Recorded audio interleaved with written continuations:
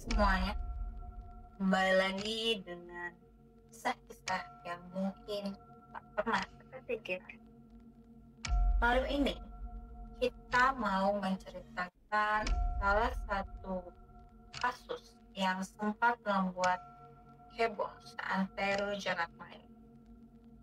Kasus yang membuat semua orang geleng-geleng kepala, yaitu kasus Aulia Khusus. Kalian sudah siap? Duduk manislah, karena cerita ini baru saja akan dimulai. Jadi gini teman-teman, cerita ini bukan cerita fiksi, tapi nyata terjadi dan bikin kita mikir, kok bisa ya? Tepatnya tanggal 26 Agustus 2019, warga Sukabumi dikejutkan dengan penemuan dua mayat dalam keadaan gosong di dalam sebuah mobil terbakar di jurang Cidahu. Belakangan diketahui dua mayat itu adalah seorang bapak dan anaknya, bernama Bapak Edi Chandra Purnama alias Pupung dan Muhammad Adi Pradana alias Dana. Tragisnya, dalang dibalik semua ini adalah istri Pupung sendiri, yaitu Aulia Kusuma, dibantu oleh anak kandungnya bernama Giovanni Kelvin. Mungkin kalian berpikir, kenapa sih kok bisa seorang Aulia atau istrinya ini nekat melakukan ini? Usut punya usut. Masalahnya klasik tapi fatal. Kalian bisa tebak? Jawabannya adalah utang. Menurut keterangan, Aulia memiliki hutang yang sudah menumpuk. Katanya sampai 10 miliar di dua bank yang berbeda. Ini dampak dari bisnis restoran dan bengkelnya yang sudah bangkrut. Bayangkan, dia harus bayar cicilan dalam 1 bulan itu sekitar 200 juta. Karena sudah merasa pusing, Aulia berencana ingin menjual rumah milik Pupung di Lebak Bulus untuk menutupi pembayaran hutangnya. Tapi di sana Pupung menolak secara mentah-mentah. Dan dari situlah niat jahat itu mulai muncul. Ibu Aulia ini sepertinya sudah gelap mata, tapi dia tidak langsung menghubungi pembunuh bayaran, melainkan dia ingin mencoba melakukan pembunuhan itu sendiri terhadap suaminya dengan melakukan cara yang lain. Seperti yang pertama itu, Ibu Aulia sempat melakukan percobaan santet. Dia menyuruh mantan pembantunya bernama Kartini mencari dukun. Lalu ia memberikan 45 juta untuk membayar dukunnya agar melakukan santet kepada suaminya. Tapi untuk percobaan pertama, pembunuhan ini gagal. Untuk percobaan pembunuhan kedua, akhirnya Ibu Aulia ini mencoba mencari senjata api untuk melakukan pembunuhan terhadap suaminya. Ia mencari senjata api hingga ke Jogja dengan biaya 35 juta. Ibu ini membeli senjata api, namun ternyata gagal juga. Kebayang gak sih gimana senekat itu Ibu Aulia ingin menghabisi suaminya sendiri? Barulah akhirnya karena sudah putus asa untuk melakukan pembunuhan terhadap suaminya, Ibu Aulia memutuskan untuk menyewa pembunuh bayaran.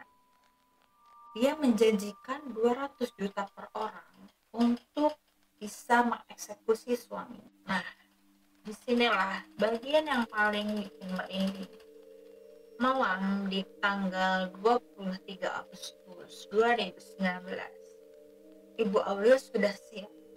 Dia sudah memerintahkan Pupung atau Bapak Pupung, suaminya sendiri ini, untuk meminum jus yang sudah dicampur dengan obat tidur. Ibu Aulia sempat bertanya pada suaminya, mengapa suaminya tersebut tidak langsung tertidur, padahal sudah meminum jus yang sudah dicampur dengan obat tidur sebelumnya.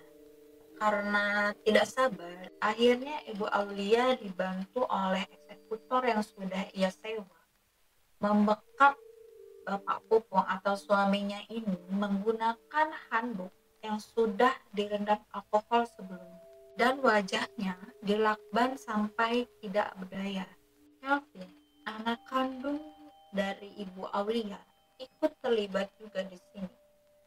Dana karena sudah tidak sengaja melihat Ibu Aulia melakukan eksekusi terhadap ayahnya, akhirnya dicekoki juga jus yang sudah dicampur oleh obat tidur, lalu diberikan miras, dan akhirnya dibekap juga oleh kain yang direndam alkohol hingga tewas. Setelah keduanya tewas, jenazah Pupung dan Dana ini oleh Ibu Aulia dimasukkan ke bagian belakang mobil Toyota Cayenne.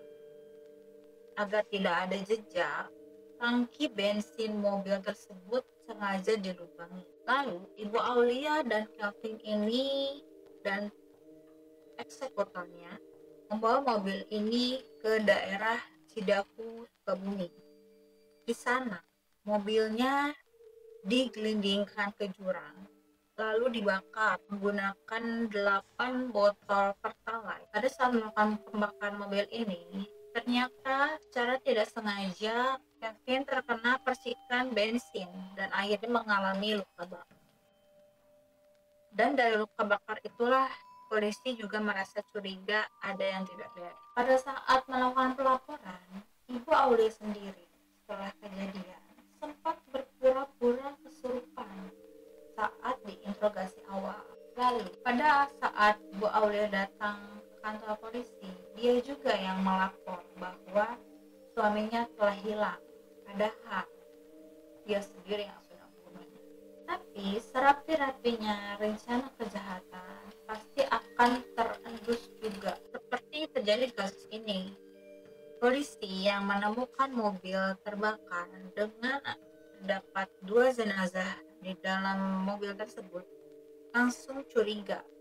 Dari hasil otopsi diketahui jika Pupung dan Dana ini meninggal bukan karena kebakaran, tetapi karena adanya tindak kekerasan. Polisi mulai mengumpulkan bukti, melacak jejak mobil pakai CCTV, dan interogasi saksi. Kecurigaan ini langsung mengarah ke Ibu Aulia karena sikapnya yang terlalu tenang dan dia menguasai rumah.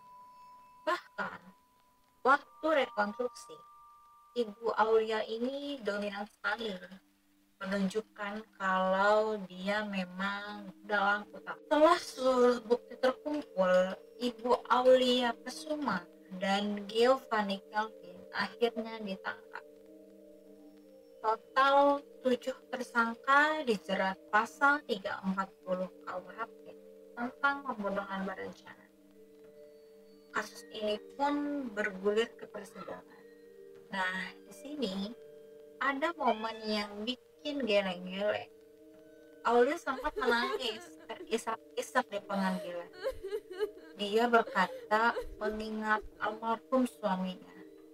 Tapi pihak pembelaan yang bilang hukuman mati terlalu sadis dan dukun Aki sebagai perencana utama yang masih buron tidak membuat hakim goyah.